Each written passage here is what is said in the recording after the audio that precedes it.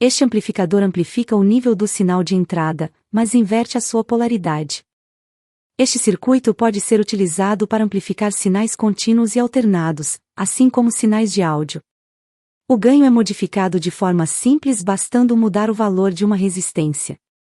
Ele tem o nome de inversor porque o sinal da saída é o inverso do da entrada, ou o que é o mesmo, inversão da fase em 180 graus, o que significa que não é nada mais que quando uma entrada é positiva a saída é negativa e vice-versa. Técnica de realimentação. A precisão e flexibilidade do amplificador operacional é resultado do uso da realimentação negativa.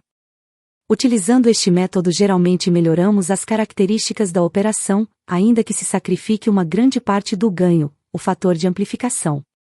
Costumamos dizer que existe realimentação quando parte do sinal de saída se introduz de novo na entrada. Na prática, isso acontece se há algum componente, como neste caso o resistor R2, que une a entrada V- do operacional com a saída do mesmo. Funcionamento. O circuito tem um princípio de funcionamento muito simples. O sinal de entrada se aplica ao terminal inversor ou negativo do amplificador e o positivo ou não inversor leva a massa. O resistor R2, que vai desde a saída ao terminal de entrada negativo, se chama realimentação, por isso, podemos dizer que temos realimentação e está em negativa. Há alguns aspectos a serem levados em conta no caso de realimentação negativa.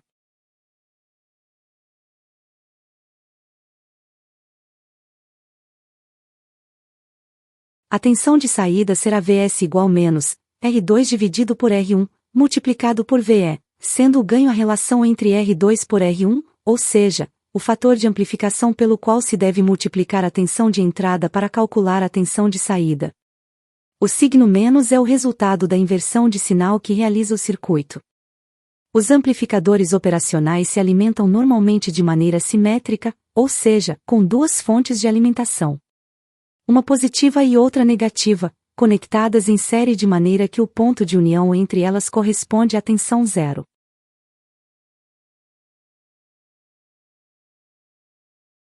Estas tensões estão disponíveis no laboratório, e se tomamos o ponto V3 como zero resulta que V6 está mais 4,5 volts por cima e o negativo estará menos 4,5 volts por baixo.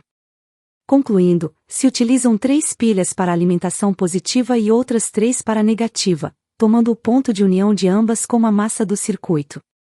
Portanto, teremos mais 4,5 volts e menos 4,5 volts para alimentar os terminais de alimentação do amplificador operacional. Com isso, se na entrada temos tensões positivas e negativas, na saída teremos as mesmas tensões amplificadas pelo ganho do circuito, mas invertidas de sinal.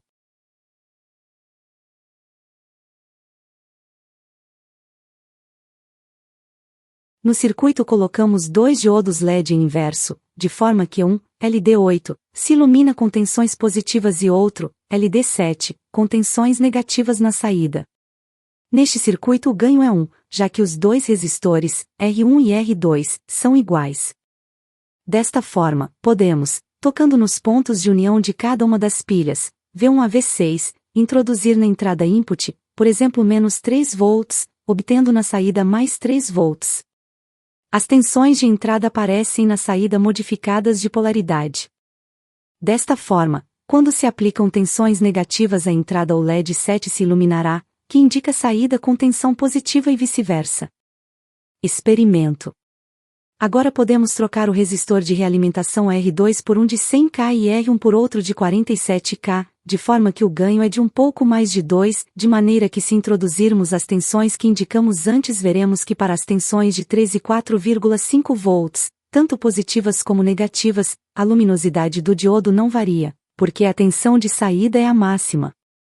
Nestes casos, costuma-se dizer que o amplificador está saturado, ou seja, quando a tensão de entrada multiplicada pelo ganho supera a tensão de alimentação.